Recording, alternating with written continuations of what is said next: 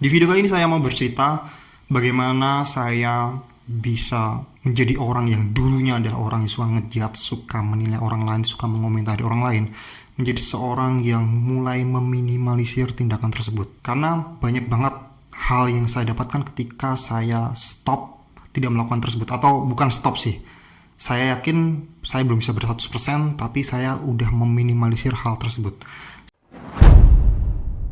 Sebelumnya saya mau bercerita dulu ya. Sebelum saya bikin konten, bikin channel YouTube, saya sempat bekerja di sebuah lembaga keuangan gitu ya. Dan saya bersama teman-teman saya tuh kayak semacam punya tradisi setelah akhir bulan, setelah kita melakukan lembur yang sangat menguras pikiran dan energi kita, kami suka kayak mengadukan makan-makan nongkrong di angkringan dekat kantor kami gitu ya. Jadi style angkringannya itu adalah angkringan yang lesian. Pengunjung bisa kayak menggelar tikar di situ, kita ngobrol di situ panjang lebar setelah kita benar-benar capek ngurusi lemburan. Dan mungkin beberapa teman-teman yang terbiasa tinggal di Jawa atau tinggal di Jogja gitu terutama ya, pasti udah familiar lah dengan style angkringan kayak gitu ya, dimana biasanya angkringannya itu digelar di trotoar gitu ya, dan kita duduk di situ, kita nongkrong, kita menikmati teh hangat sambil nunggu si pemilik angkringan itu kayak membakar sate usus yang kita pesan gitu ya, sambil kita ngobrol gitu. Kita awalnya ngomongin tentang kerjaan, bagaimana hasil lemburan, bagaimana hasil akhir bulan yang dimiliki oleh setiap divisi dari tempat kita bekerja gitu ya. Dan mungkin karena kita itu udah bosan ngomongin setelah beberapa jam ngomongin tentang pekerjaan, karena lokasi angkringannya itu ada di pinggir jalan gitu ya, dan kesempatan kita atau peluang kita untuk melihat orang-orang yang seliwar-seliwar itu sangat besar ya. Dan seperti yang mungkin Anda juga punya pengalaman sama seperti saya, kalau udah bosen ngomongin pekerjaan atau satu topik, biasanya kita udah ngomong ngalor ngidul ya. Dan apa yang ada di depan kami biasanya kami suka komentarin gitu, kayak misalnya ada orang yang seliwar, contohnya adalah kayak misal ada cewek-cewek yang cantik, seksi gitu, kita suka banget komentarin ya. Itu mungkin tindakan anak-anak di umur 20-an yang masih bodoh gitu ya. Dan saya pun sebenarnya juga menyesali hal tersebut. Nggak cuman kayak misalnya ada cewek-cewek yang lewat, tapi kadang-kadang kita kenal sama seseorang yang antara teman saya dengan teman kerja saya ini, ada yang kenal dengan orang tersebut yang lewat tuh. Katakanlah orang ini, dan ini bener-bener real fact ya, kisah nyata ya. Si orang ini adalah terkenal sebagai anak orang kaya gitu ya. Dan dia ini memang kayak mewarisi bisnis dari keluarganya, kayak nerusin bisnis keluarganya. Dan setiap kali ibaratnya kita itu ngobrol atau ketemu, dan apalagi orang tersebut lewat di depan kita gitu, kami suka membicarakan orang tersebut kayak misal judgmental, bilang wah enak banget ya dia anak orang kaya, gak usah capek-capek kerja seperti kita ini, gak usah capek-capek lembur, dia udah nerusin bisnis ya, enak banget kalau udah punya privilege kayak gitu. Dan mungkin bagi sebagian besar orang hal tersebut lumrah ya. Kita suka kayak julid atau ngomongin orang di depan kita gitu, apalagi orang yang kita kenal, dan kita itu kayak merasa orang tersebut kok hidupnya enak ya. Apalagi kalau ngomongin tentang orang yang mewarisi bisnis keluarga gitu, ibaratnya udah punya privilege. Dan ada lagi juga kayak misalnya kami itu suka kayak julidin salah satu teman kita yang dia itu diterima menjadi seorang karyawan tetap karena ada sanak family yang menjadi pejabat di perusahaan tersebut. Ya kami juga sering ngomong kayak wah enak banget ya punya privilege pamannya jadi itu karyawan tetap pejabat di situ. Jadi dia itu bisa masuk jadi karyawan tetap tanpa harus tes. Kami tuh suka banget kayak julid-julid kayak gitu dan ngejudge kayak gitu ya. Mungkin bagi sebagian besar orang itu normal ya, seperti yang saya bilang tadi ya. Tapi saya ngerasa kok lama-lama kayak gitu tuh bikin saya capek gitu ya. Dan ini terbukti ketika saya itu terjun ke dunia YouTube, Ini fast forward ya, setelah saya tuh resign dari pekerjaan saya, kemudian saya berusaha untuk membuat bisnis sendiri, kemudian saya coba untuk bikin konten. Ini baru kerasa di saya, efeknya itu baru kerasa di saya. Seperti yang udah saya bilang tadi, saya itu gampang banget ngejudge orang lain ya. Saya itu gampang menilai orang lain. Dan itu juga terjadi pada saya. Saya itu sebenarnya udah pengen banget bikin channel YouTube lama. Saya ibaratnya banyak banget belajar dari YouTube. Saya banyak mendapat informasi dari YouTube. Saya kayak punya timbal balik, saya pengen memberikan sesuatu pada platform yang saya cintai ini. Saya juga ingin punya rasa berpartisipasi menjadi seorang kreator di YouTube ya. Tapi keinginan itu cuman kayak dipendam bertahun-tahun. Saya tidak berani untuk bikin konten di YouTube. Bukan karena saya tidak tahu harus bikin konten apa. Saya tidak berani bikin konten di YouTube. Banyak banget pikiran-pikiran yang menahan saya untuk terjun di YouTube, untuk bikin konten di YouTube. Di antaranya kayak misal, wah, Sinanda sekarang jadi YouTuber ya? Sekarang jadi artis berarti. Kemudian ada pikiran lagi kayak, wah, Sinanda jadi YouTuber ya? Dan kemudian saya juga sering berpikir kalau saya jadi YouTuber kemudian gak ada yang nonton dan kemudian saya gagal, saya malu dong sama teman-teman saya yang udah tahu kalau saya YouTuber.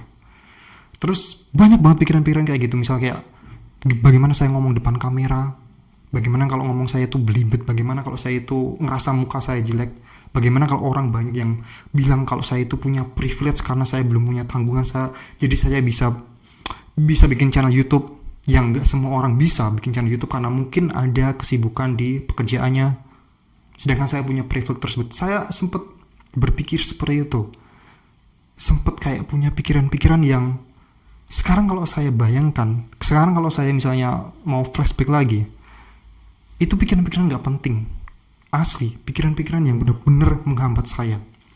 Dan saya baru sadar kenapa saya punya pikiran-pikiran kayak gitu, karena saya sendiri juga suka ngejudge orang lain. Dan apa yang terjadi ketika saya terbiasa ngejudge orang lain? Saya tuh terbiasa ngejudge diri saya sendiri.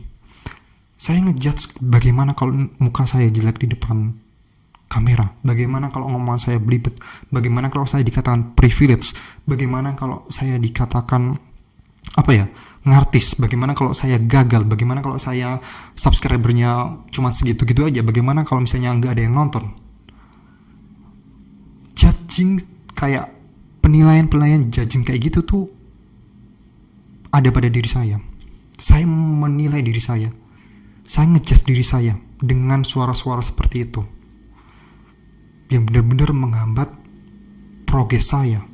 Dan bahkan ketika dulu saya itu udah aktif di YouTube, pada akhirnya saya itu memang sempat memaksakan diri untuk tetap terjun di YouTube. Tapi saya nggak berani ngomong depan kamera kayak gini. Kalau Anda lihat konten-konten saya di awal-awal, saya tidak menampilkan muka saya. Bukan karena saya suka style animasi atau gimana, tapi saya tuh nggak berani ngomong depan kamera. Sesimpel itu. Saya nggak berani kalau misalnya berekspresi depan kamera kayak gini. Bagaimana kalau nanti muka saya jelek, omongan saya belibet, saya belum pede untuk public speaking dan lain-lain. Dan Anda pun kalau bisa melihat konten saya pertama kali ngomong depan kamera, Anda pasti melihat itu sangat-sangat jauh dari sekarang lah, ketika saya sudah berlatih. Dan pada akhirnya ketika saya memutuskan untuk saya pun memberanikan diri untuk ngomong depan kamera. Dan sesuai dengan prediksi saya, omongan saya belibet, saya banyak banget poin-poin saya yang tidak tersampaikan. Saya banyak banget kayak ngomong terus kamera saya juga tidak fokus ke depan kayak gini. Saya banyak menghafal. Di awal saya bikin konten dengan muka saya ngomong depan kamera kayak gini, saya sudah berekspektasi bahwa nanti ini penonton pasti banyak yang komentar jelek, pasti gak banyak yang nonton, pasti yang nonton likes-nya cuman sedikit, Intinya saya udah tidak berekspektasi pada video saya pertama itu. Tapi apa yang terjadi? Yang terjadi adalah komentar-komentar buruk, komentar-komentar jelek, views dan likes yang saya pikir ada bakal merosot jauh itu, ternyata tidak terjadi. Justru malah sebaliknya. Banyak banget pujian-pujian yang saya terima, banyak banget likes yang saya terima, viewsnya juga bisa dibilang sebagai orang yang baru ngomong depan kamera, itu cukup bagus bagi saya. Semua pikiran-pikiran negatif saya terhadap konten saya, semua pikiran negatif saya terhadap penonton saya, semua hilang. Yang terjadi adalah saya mendapatkan banyak likes, saya mendapatkan views, dan tidak ada komentar yang buruk. Tidak ada komentar, ya ada beberapa komentar, tapi kebanyakan komentarnya positif semua. Dari situ saya sadar bahwa kebiasaan saya untuk ngejudge orang lain itu berdampak pada diri saya. Saya jadi terbiasa ngejudge saya diri sendiri. Saya terbiasa ngejudge diri saya sendiri itu tidak sehebat itu. Dan ketika saya perlahan-lahan meninggalkan kebiasaan saya untuk ngejudge orang lain, untuk menilai orang lain, apa yang terjadi pada orang tersebut, saya berusaha untuk tidak memberikan penilaian atau berkomentar gitu kalau tidak diminta. Perlahan saya melihat diri saya sendiri pun semakin positif, karena sebuah kebiasaan itu memang perlu dilatih ya, seperti layaknya sebuah otot gitu ya. Sedikit demi sedikit pasti itu akan semakin besar. Semakin kita itu tidak judge pada orang lain, semakin baik penilaian kita pada diri sendiri. Semakin kita itu menilai diri kita itu netral. Ya, misal ya, katakanlah kalau saya baru belajar ngomong depan kamera, saya tidak punya penilaian negatif terhadap diri saya kalau saya jelek. Saya justru bisa menilai kalau saya baru belajar, wajar banget kalau itu jelek. Itu penilaian yang sangat objektif ya. Maksudnya bukan penilaian yang lebih ke judge, penilaian yang judgmental gitu. Setelah saya mengaplikasikan hal tersebut, saya perlahan-lahan pun bisa nyaman depan kamera kayak gini. Dan di segala aspek dalam kehidupan saya tuh juga pelan-pelan semakin membaik.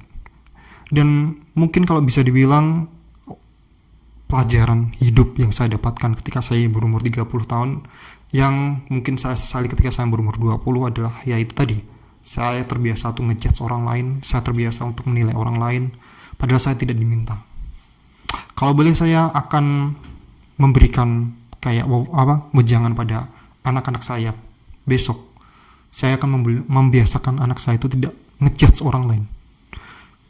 Karena itu akan sangat berdampak pada semua pengembangan diri dalam diri kita.